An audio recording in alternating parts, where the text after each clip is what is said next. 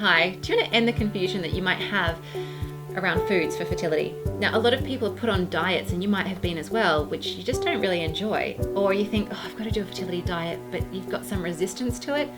Let me explain why. My name is Fiona Boulton, and I am a fertility expert, and I have been world famous for being a fertility expert since 2007 when my online fertile lifestyle course launched, and it has helped 80% of all my clients up to the age of 52 to have their happy, healthy babies.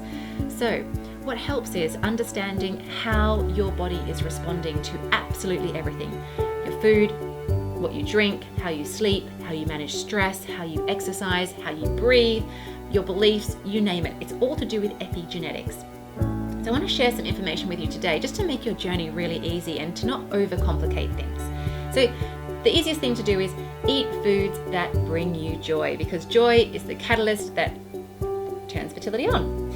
Now, certain foods, for example, say you're craving a chocolate bar, all right? If it's a good chocolate, then you're going to have magnesium. So maybe it's your body saying you're stressed, you're trying to boost magnesium levels, so you're going for a chocolate bar. It might also have lots of sugar in there. So of course you're getting a dopamine hit, an oxytocin hit with the cacao, and a serotonin hit. You're feeling great. It's an instant mood lifter, but then your energy levels drop, and then you see the side effects of having this processed chocolate.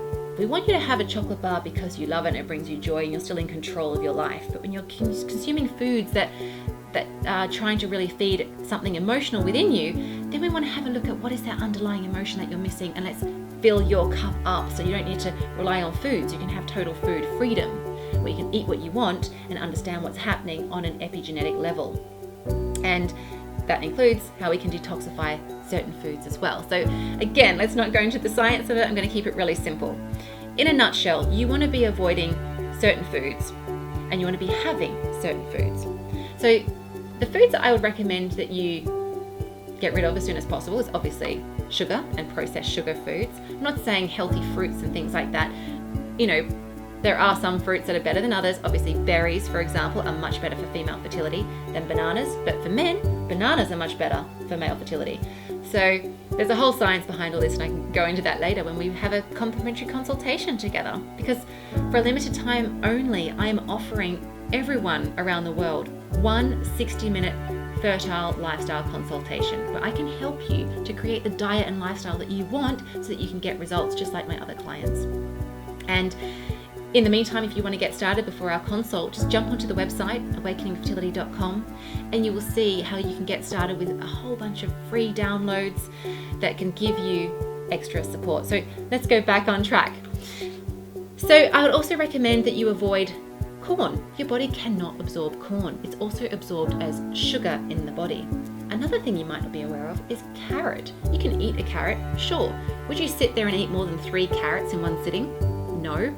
So if you wouldn't, then I wouldn't recommend having carrot soup or carrot juice. You can mix your soups to have a little bit of carrot in, or your juices to have a little bit of carrot, but not too much, because it's too much sugar for the body to handle. Same with peas. Pea soup, not ideal for fertility. Yes, it seems healthy. Yes, peas are great. They're full of iron, but it's converted to sugar. So you need to minimize the amount of sugars that you're drawing in to the body. So have your spoonfuls of peas, not a problem, but don't have pea soup. There are lots of little tips and tricks and techniques I'd love to share with you, but I want to keep it really brief for now and not bombard you. But in a nutshell, going forward, if you're having organic food, then you're avoiding herbicides, fungicides, and pesticides, which is going to be destroying your gut health.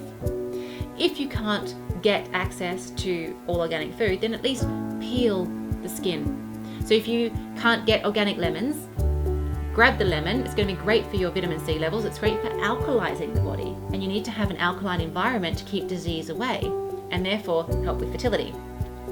And as well, when you're absorbing the vitamin C, it helps to absorb iron, which women, we all need iron because of our menstrual cycle. So you'd have the lemon, but you'd cut the skin off, or you just wouldn't have the skin.